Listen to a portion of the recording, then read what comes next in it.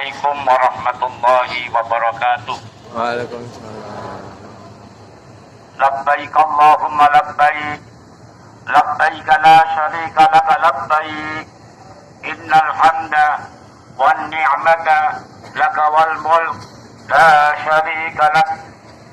الحمد لله الذي أنعم علينا بنعمة الإيمان والإسلام، والصلاة والسلام على سيدنا محمد خير الأنام وعلى آله وأصحابه الكرام.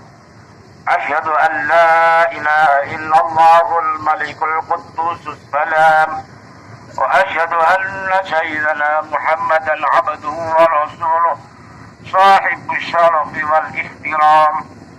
أما بعد، فيا ضيوف الرحمن، أوصيكم ونفسي بتقوى الله